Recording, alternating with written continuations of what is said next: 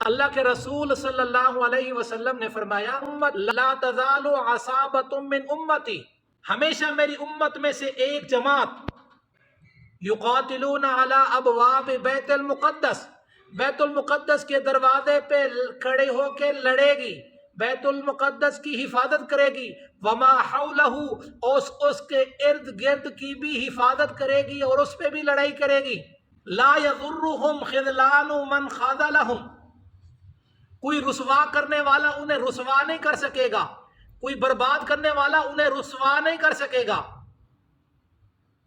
اس کا مطلب یہ نہیں کہ وہاں شہادتیں نہیں ہوں گی، اس کا مطلب یہ نہیں ہے کہ وہاں آبادیاں ویرانیوں میں بدلیں گی، بلکہ اس کا مطلب یہ ہے کہ ان کو اوپر روب ڈالنے والے، حملہ کرنے والے، ان کو نقصان پہنچانے والے تو بہت ہوں گے، لیکن یہ ان کے دباؤ کی وجہ سے پیچھے نہیں ہٹیں گے، اپنے قدموں کو پیچھے نہیں ہٹائیں گے، اپنے موقف سے پیچھے نہیں ہٹیں گے، بیت المقدس کی حفاظت سے پیچھے نہیں ہٹیں گے، بلکہ اس کا مطلب یہ ہے کہ وہ کون؟ فلسطینی، فلسطین والے، جو آج انہیں نظر آ رہا ہے کہ ساری طاغوتی طاقتیں مل گئی ہیں، سارا کفر ان کے خلاف ہے، لیکن اس کے باوجود وہ کسی دباؤ میں نہیں ہے۔ اگر ان کے بچے شہید ہیں تو شہید بچوں کو چھوڑ کر مرد عورتیں ہاتھ میں پتھر لے کے وہ بھی اسرائیلی فوجوں کی طرف پھینک دیتے ہیں، اور یہ انشاءاللہ یہ پتھر اسرائیلیوں کے لیے میزائل سے زیادہ کام کرے گا۔ 57 اسلامی ممالک ہیں لیکن اکثر خاموش ہیں، سارے خاموش ہیں، وہ یہ دیکھ رہے ہیں، لیکن اس کے باوجود بھی وہ پیچھے نہیں ہٹ رہے، وہ اپنے قدم کو پیچھے نہیں ہٹا رہے، کیونکہ میرے آقا صلی اللہ علیہ وسلم نے فرمایا لا یضرہم، وہ انہیں پیچھے نہیں ہٹا سکیں گے، وہ ان پہ اپنا دباؤ نہیں ڈال سکیں گے، ظاہرین علی الحق، یہ حق پر جمے رہیں گے اور حق کی وجہ سے انشاءاللہ غالب ہوں گے۔ ظاہرین علی الحق، یہ حق پر ہوں گے، یہ لڑتے رہیں گے، پیچھے نہیں ہٹیں گے، کب تک؟ الی ان تقوم الساعہ، قیامت کی صبح تک، قیامت کے دن تک انہیں لڑائی لڑنی پڑی تو لڑیں گے، ہاریں گے نہیں، ہار نہیں مانیں گے۔ آج دیکھ لو الحمدللہ، آج کی بات نہیں ہے، یہ ابھی کا حملہ نہیں ہے، یہ ابھی ان پہ ظلم و ستم نہیں ہے، یہ سال ہا سال سے یہ ظلم و ستم ڈھاتے آ رہے ہیں۔ تو یہ فلسطینی فلسطین سے، بیت المقدس سے محبت کیوں کرتے ہیں؟ یہ ہمارا قبلہ اول ہے۔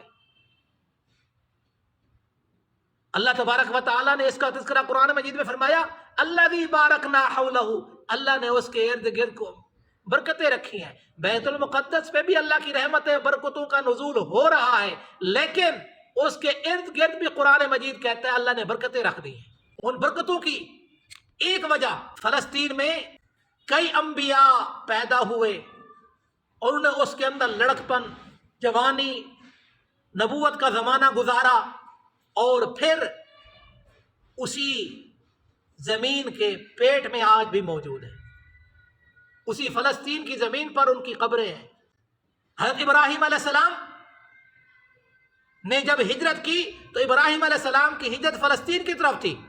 حضرت لوط علیہ السلام کی قوم پر جو اللہ کا عذاب آیا تو اس کے بعد لوط علیہ السلام کو جو ہجرت کا حکم ملا وہ فلسطین کی سرزمین ہے۔ حضرت داؤد علیہ السلام نے اپنی ساری زندگی، اپنی بادشاہی والی زندگی، نبوت والی زندگی وہ بھی فلسطین میں گزاری۔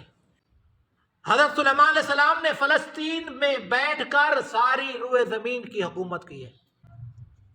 حضرت سلیمان علیہ السلام کے ساتھ جو واقعہ پیش آیا وادی نمل میں، چمٹی والا واقعہ، وہ چمٹی والا واقعہ، اس چمٹی کا واقعہ کو، چمٹی کی گفتگو اللہ کو اتنی پسند آئی کہ اللہ نے اس کو قرآن کا حصہ بنا دیا اور اس کا نام سورۃ النمل رکھ دیا۔ حضرت زکریا علیہ السلام کی عبادت خانے کا تذکرہ قرآن مجید میں آتا ہے، فنادتہ الملائکۃ وہو قائم یصلی فی المحراب، یہ بھی فلسطین میں ہے۔ حضرت موسیٰ علیہ السلام نے اپنی قوم سے مطالبہ کیا کہ وہ مقدس سرزمین میں داخل ہوں، تو وہ مقدس سرزمین سے مراد بھی یہ فلسطین کی زمین ہے۔ اس کو مقدس کیوں کہتے ہیں؟ وہ شرک سے پاک تھی اس لیے اس کو مقدس کہتے ہیں۔ عیسیٰ علیہ السلام کی ولادت کے موقع پر بی بی مریم کو تکلیف ہوئی اور بی بی مریم کو کھجور کے تنے کو ہلانے کا حکم دیا تو وہ کھجور کا تنا بھی فلسطین میں۔ پھر عیسیٰ علیہ السلام کو قتل کرنے کے لیے یہودی تیار ہوئے تو اللہ نے جب عیسیٰ علیہ السلام کو اٹھایا تو عیسیٰ علیہ السلام فلسطین کی سرزمین سے اٹھایا۔ عیسیٰ علیہ السلام کا دوبارہ نزول ہوگا تو وہ بھی اسی شام اور فلسطین کے علاقے میں ہوگا۔ حضرت عیسیٰ علیہ السلام کے زمانے میں جب مسلمان یاجوج ماجوج قوم سے پریشان ہوں گے تو یاجوج ماجوج جب فلسطین کی سرزمین کی طرف بڑھے گی تو اللہ تبارک و تعالی ان کے اوپر بیماری مسلط کر دیں گے، طاعون کی بیماری آئے گی، وہ بھی اسی فلسطین کی سرزمین کے قریب آئیں گے اور ان کا نام صفحہ ہستی سے مٹ جائے گا، ختم ہو جائیں گے یاجوج ماجوج۔ اور دجال کو بھی قتل کریں گے عیسیٰ علیہ السلام تو وہ بھی فلسطین کی سرزمین ہوگی۔ اور قیامت کے دن کا میدان محشر کا حشر نشر کا جو میدان لگے گا وہ بھی فلسطین کی سرزمین ہوگی۔ آقا صلی اللہ علیہ وسلم 17 ماہ تک بیت المقدس کی طرف رخ کر کے نماز پڑھتے رہے، وہ بیت المقدس بھی فلسطین کی سرزمین پہ ہے۔ آقا صلی اللہ علیہ وسلم کو جو معراج کی بلندیاں نصیب ہوئی، معراج کا یہ اعزاز حاصل ہوا، نہ پہلے کبھی کو حاصل کسی کو اس طرح حاصل ہوا، نہ بعد میں قیامت تک کسی کو حاصل ہو سکتا ہے۔ معراج کی بلندیاں، عروج جو آپ کو ملا وہ بھی بیت المقدس اور فلسطین کی سرزمین سے ہی آقا صلی اللہ علیہ وسلم کو ملا۔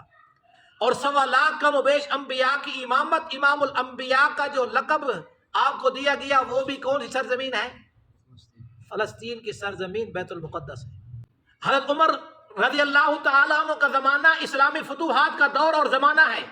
حضرت عمر رضی اللہ تعالیٰ عنہ کسی فتوحات کے بعد، فتوحات کے موقع پر، فتح کے موقع پر کسی ملک کا سفر نہیں کیا، فتح ہونے تک اس کسی ملک میں نہیں گئے، کسی ریاست میں نہیں گئے، کسی فتح شدہ علاقے میں نہیں گئے، اگر گئے ہیں تو فلسطین کی سرزمین پہ گئے ہیں۔ آج فلسطینی، آج مسجد اقصی کسی صلاح الدین ایوبی کے انتظار میں ہے۔ 583 ہجری میں صلاح الدین ایوبی نے بیت المقدس کو آزاد کرایا، آج اسی کی کسی صلاح الدین ایوبی کے انتظار میں ہے۔ بہرحال اللہ کے رسول صلی اللہ علیہ وسلم نے بیت المقدس کی عظمتوں کا تذکرہ کیا، بیت المقدس کے اندر نمازیں پڑھنے کی فضیلت کا تذکرہ کیا ہے۔ تو دعا ہے اللہ تبارک و تعالی ہمارے فلسطینیوں کی مدد فرمائے، اللہ تبارک و تعالی اپنی رحمت کے صدقے ان کو غلبہ نصیب فرمائے اور طاغوتی طاقتوں کو نیست و نابود فرمائے۔